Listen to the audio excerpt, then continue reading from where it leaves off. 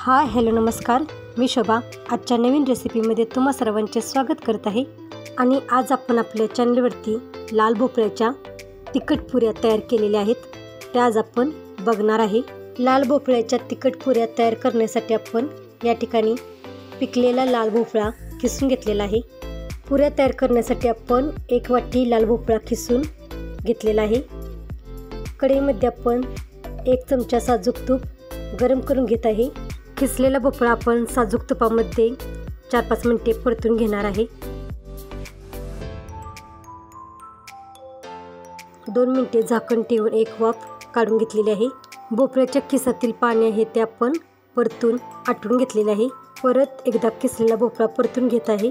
तर जास्त वेळ नाही तर फक्त 4-5 मिनिटे भोपळा आपण तुपामध्ये परतून घेतलेला आहे। परतून घेतलेला भोपळ्याचा किस आपण थंड करून घेणार आहे।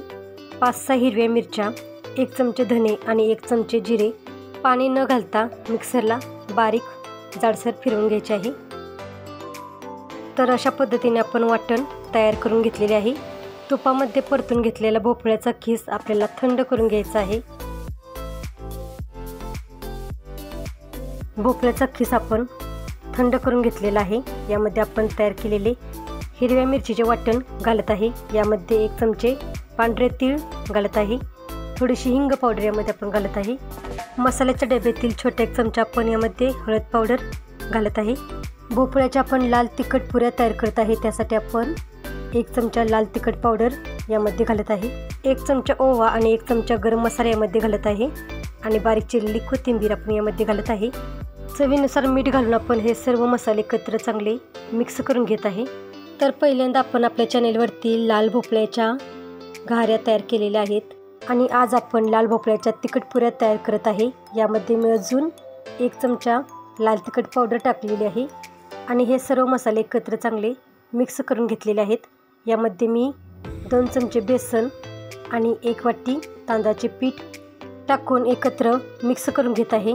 यामध्ये आपण गव्हाचे पीठ लागेल असे थोडे थोडे टाकून पिठाचा घट्टसर असा गोळा मळून घेणार आहे। तर पहिल्यांदा आपण 1 वाटी गव्हाचे पीठ घेतलेले आहे ते सर्व टाकून आपण पीठ मळून घेत आहे।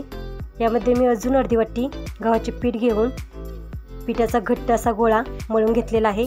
पीठ मळण्यासाठी आपण पाण्याचा अजिबात वापर केलेला नाही, भोपळ्याच्या किसामध्येच आपण पीठ मळून घेतलेले आहे। पिठाला 1 चमचे तेल लावून पीठ आपण पुन्हा एकदा मळून घेत आहे। तर अशा पद्धतीने आपल्याला भोपळ्याच्या तिखट पुऱ्या तयार करण्यासाठी पिठाचा घट्टसर असा गोळा मळून घ्यायचा आहे। तर मळलेले पीठ आपण मुरण्यासाठी ठेवणार नाही, तर लगेच याच्या आपण पुऱ्या तयार करण्यासाठी घेणार आहोत। पुऱ्या तयार करण्यासाठी मळलेल्या पिठाचे आपण छोटे छोटे गोळे तयार करून घेत आहे। पुऱ्या तयार करण्यासाठी आपण 4-5 गोळे तयार करून घेतलेले आहेत। एक गोळा घेऊन आपण त्याला गव्हाचे पीठ किंवा तांदळाचे पीठ लावून पुऱ्या लाटून घ्यायच्या आहेत। तर एकसाथ आपल्याला जास्त पुऱ्या लाटायच्या नाही आहेत, फक्त 4-5 पुऱ्या लाटून तळून घ्यायच्या आहेत।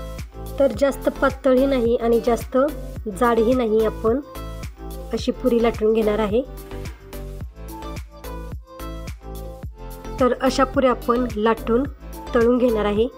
5-6 पुऱ्या मी लाटून घेतलेल्या आहेत। पुऱ्या तळण्यासाठी आपण कढईमध्ये तेल गरम करून घेतलेले आहे आणि गरम केलेल्या तेलामध्ये आपण एक एक करून पुरी तळून घेणार आहे। गॅसच्या मोठ्या आचेवरती आपण तेल गरम करून घेतलेले आहे आणि पुरी अशी फुगली की नंतर आपण गॅस बारीक करून घेणार आहे। झाऱ्याने असे तेल आपण पुरीवरती थोडे थोडे सोडून नंतर पुरी आपण पलटून दुसऱ्या बाजूनेही आपण पुरी अशीच तळून घेणार आहे।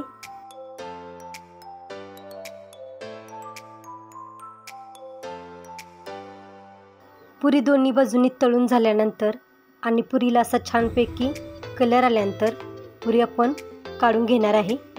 अशाच पद्धतीने आपण पुऱ्या तळून घेणार आहे।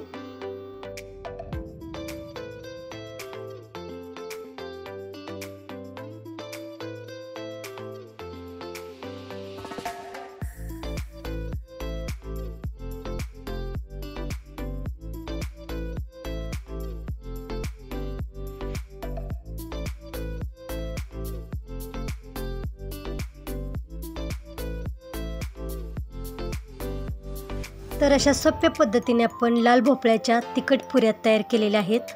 जर तुम्हाला जास्त तेलकट आवडत नसेल तर तुम्ही या भोपळ्याच्या अशाच पद्धतीने पराठेही तयार करू शकता. कमी तेलामध्ये पराठे तयार होतील.